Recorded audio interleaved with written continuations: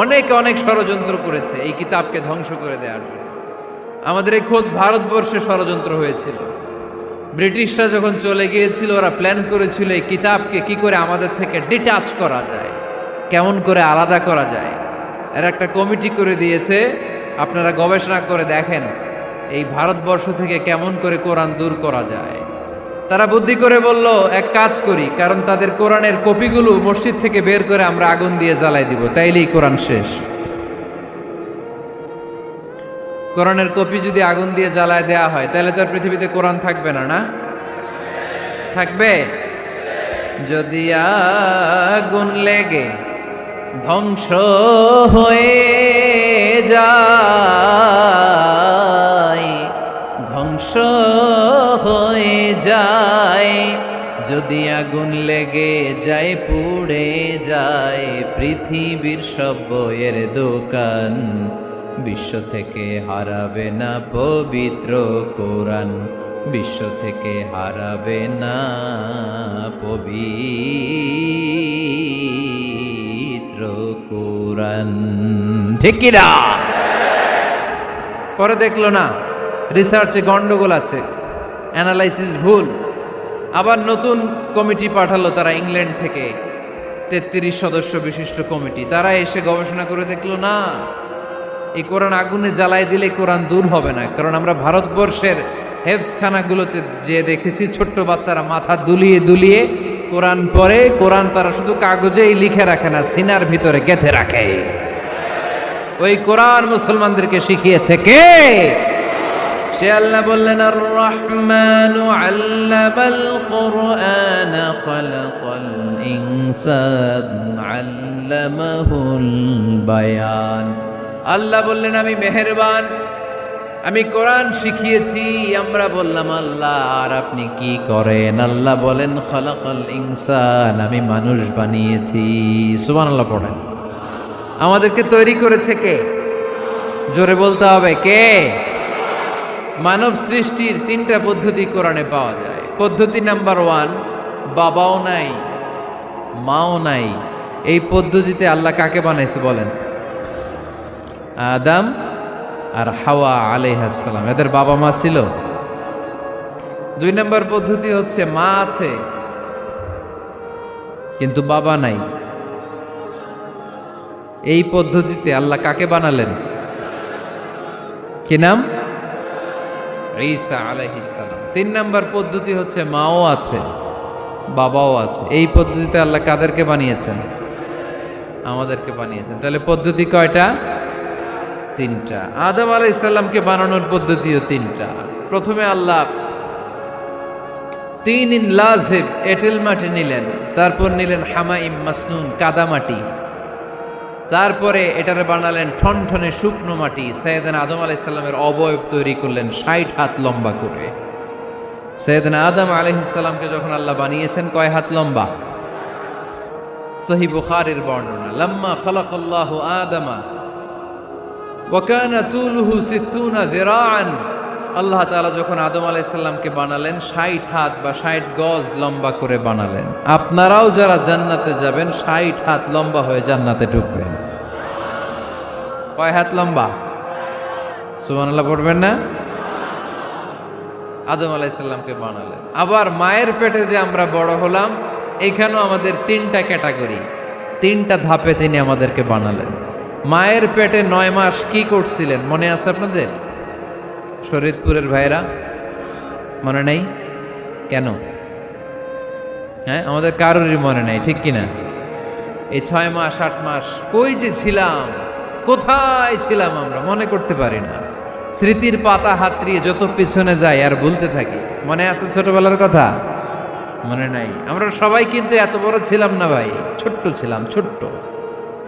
মায়ের জরায়ুর দেয়ালের মধ্যে লেপ্টে ছিলাম। নুতফা, আলাকা, মুদগা, sperm drop, blood clot and the little flash.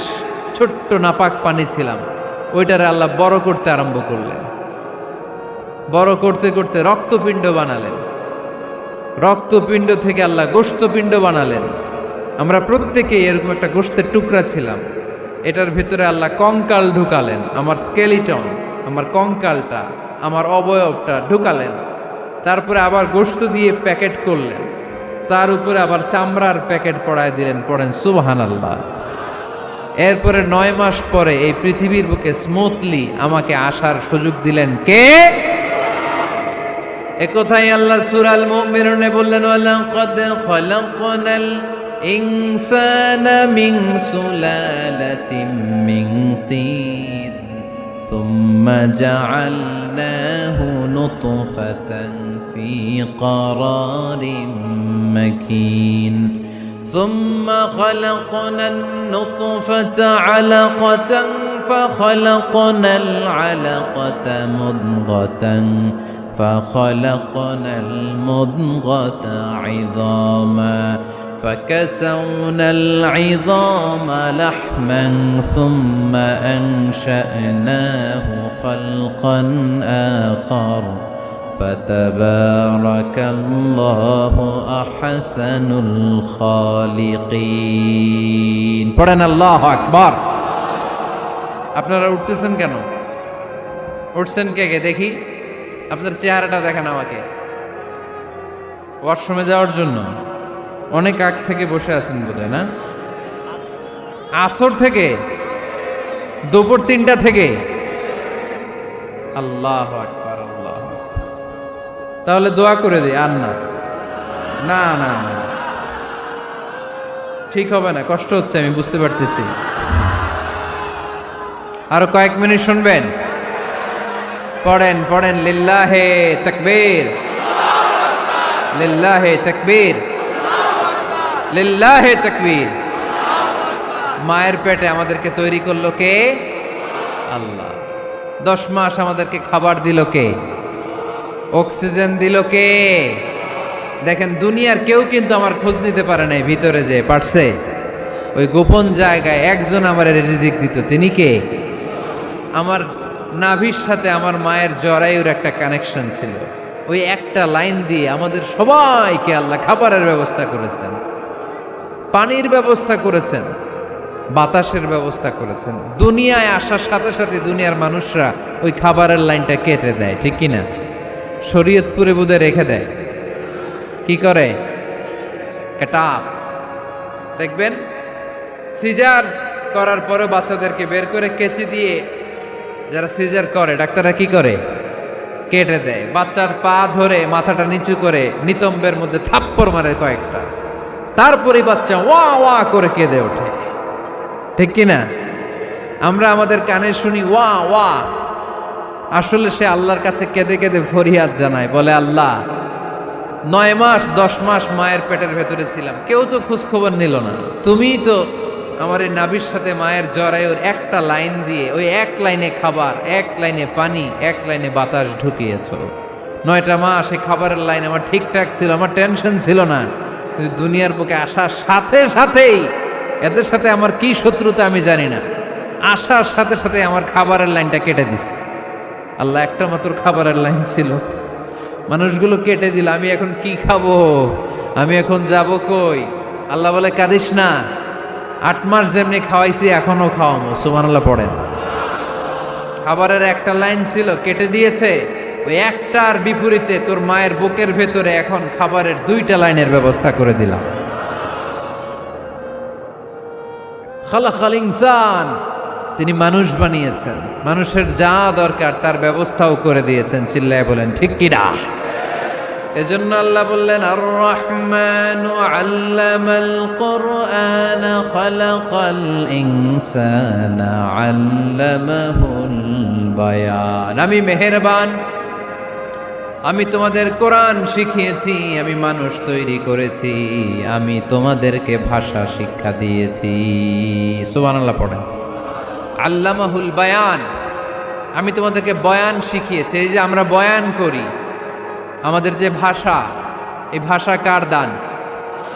আমাদের বাংলা ভাষা কার দান?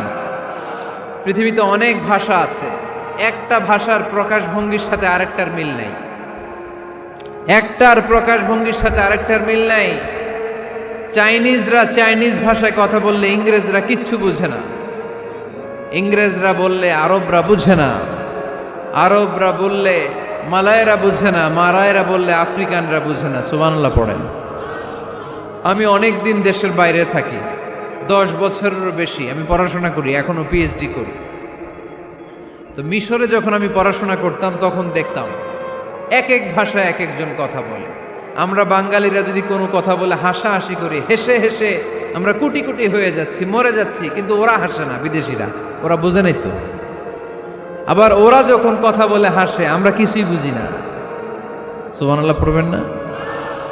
ওইটা বাদ দেন, আমাদের বাংলাদেশে আসেন। আমাদের বাংলাদেশে এক এক জেলার সাথে আরেক জেলার ভাষার ভিন্নতা আছে না নাই? সুবহানাল্লাহ পড়বেন না? ঢাকার ভাষার সাথে ফরিদপুরের ভাষার অমিল, সিলেটের অনেক অমিল, চট্টগ্রামের অমিল আছে না নাই? সবচেয়ে বেশি অমিল সিলেটে আর চট্টগ্রামে, ঠিক কি না? ওনাদের ভাষাগুলো এমন, শুনলে বুঝার উপায় নেই যেটা বাংলা ভাষা না অন্য ভাষা, কিন্তু প্রত্যেক আঞ্চলিকতায় একটা মাধুর্যতা আছে না নাই?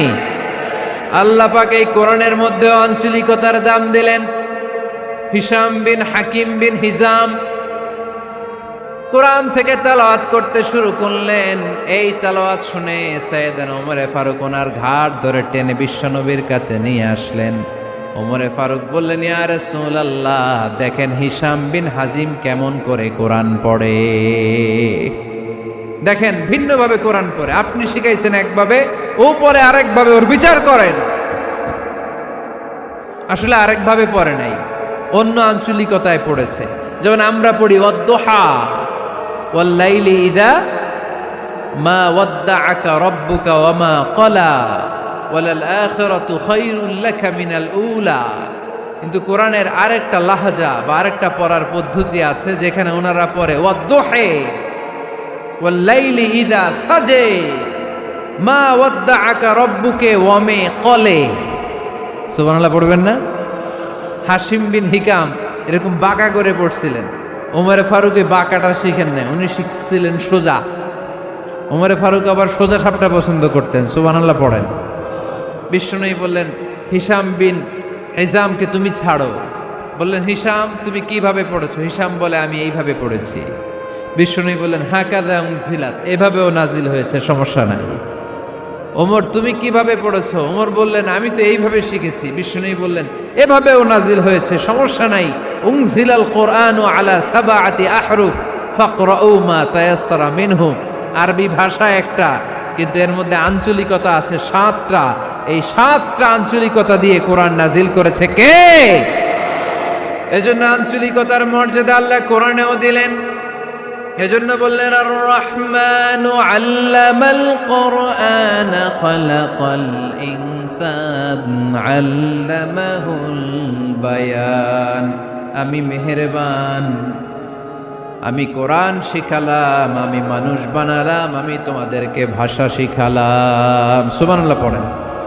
এরপর আল্লাহ বললেন, আশ-শামসু ওয়াল কমারু বিহুসবান ওয়ান নাজমু ওয়াশ-শাজারু ইয়াসজুদান। সুবহানাল্লাহ। আশ-শামসু ওয়াল কমারু বিহুসবান, চাঁদ আর সূর্য আমি তৈরি করেছি তোমাদের হিসাবের জন্য। হিসাব আছে না নাই? কতদিন এক বছর আপনাদের শরীয়তপুরে? হ্যাঁ, 365 দিন। এটা তো সোলার ইয়ারের হিসাব বললেন, মানে সৌর বৎসর। আর চান্দ্র বৎসরে 354 বা 55 দিন। তাহলে এই সূর্য আর চাঁদ, চাঁদ আর সূর্যকে আল্লাহ এই মহাবিশ্বে দিয়েছেন হিসাবের জন্য, ঠিক কিনা? আল্লাহর হাবিব বললেন, সুমু লিরুইয়াতিহি ওয়া আফতিরু লিরুইয়াতিহি। চাঁদ দেখে রোজা রাখো, আবার চাঁদ দেখে রোজা ভাঙো। আমরা রমজান শুরু করি কি দেখে? জোরে বলেন। ঈদ শুরু করি কি দেখে?